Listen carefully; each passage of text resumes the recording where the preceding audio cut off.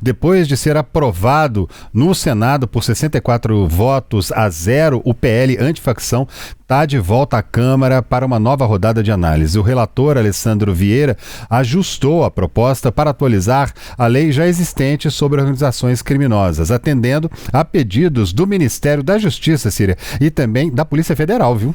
André, e esse texto, ele diferencia organizações criminosas, facções e também milícias e estabelece ali penas mais duras que podem chegar a 60 anos para lideranças e acaba também com aquelas visitas íntimas para presos ligados a facções.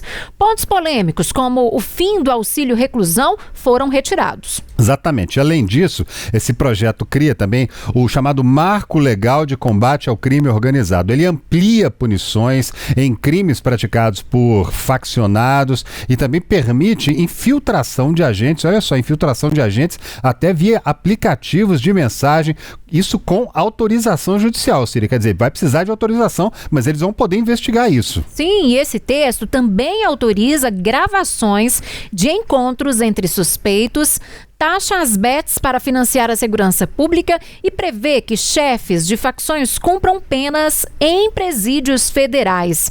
Alex, vou pedir para colocar na tela para a gente, portanto, a arte com alguns dos principais projetos, então, para a gente entender essa diferença e o que mudou em relação ao crime organizado. Lei atualizada, portanto, contra o crime organizado. Punições mais altas, né, que endurecem aí penas para integrantes, financiadores e também líderes de facções e milícias. Progressão de regime mais rígida, né? O Senado, então, estabeleceu, de fato, agora critérios mais severos para essa progressão. Inteligência e investigação, né, dados, infiltração, também escutas, atualiza instrumentos de investigação, permitindo escutas ambientais e monitoramento por softwares especiais com autorização judicial. Tem também a questão da integração institucional e banco de dados nacional, que formaliza as forças integradas de combate ao crime organizado. Tem outro ponto, que é o monitoramento no sistema prisional e visitas, que prevê, portanto, o monitoramento de conversas e visitas a presos ligados a facções. E ainda financiamento, né? Nova CID para bets, que é a criação de um tributo, CID, sobre as apostas online. As bets, como são conhecidas, com alíquota de 15% sobre transferências de pessoas físicas para as plataformas, portanto, são os pontos da lei atualizada, aí o que mudou, o que foi aprovado para você entender melhor como que fica essa questão a partir de agora, André. Síria, gente, pessoal, olha, o relator da matéria, né, que é o senador Alessandro Vieira, ele enfatizou que as mudanças no projeto, que agora volta à Câmara dos Deputados, vamos ouvir o que ele disse. Este projeto representa o mais duro golpe contra o crime organizado no Brasil da história do parlamento brasileiro. Porque ao mesmo tempo em que endurece penas, endurece processo, endurece cumprimento de penas, cria novas ferramentas, reforça ferramentas de investigação e processo e cria fonte de recurso para as atividades. Gabriel Ferreira Borges, é uma situação difícil, hein? Uma dificuldade atrás da outra para o governo na Câmara dos Deputados, hein? Exato, Síria. A grande questão agora em torno do PL da antifacção vai ser qual será a postura da base do governo do presidente Lula na Câmara dos Deputados.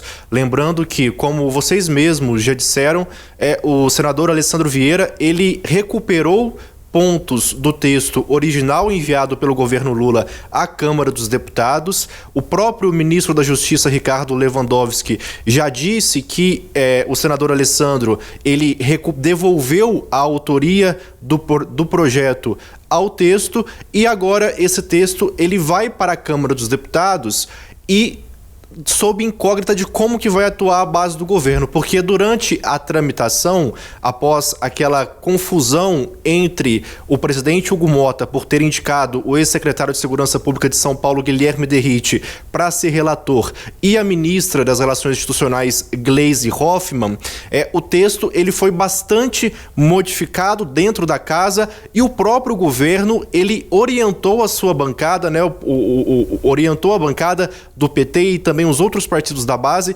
a votar contra o texto que o próprio governo tinha encaminhado para casa. E isso foi muito criticado, foi criticado pelo presidente da casa, Hugo Mota, e também foi criticado por outras lideranças da Câmara dos Deputados. Agora é saber qual que vai ser a postura da base do governo para votar esse texto, já que, na visão do próprio governo, o senador Alessandro Vieira, ele devolveu pontos fundamentais que são assim considerados pelo Palácio do Planalto para esse texto. André.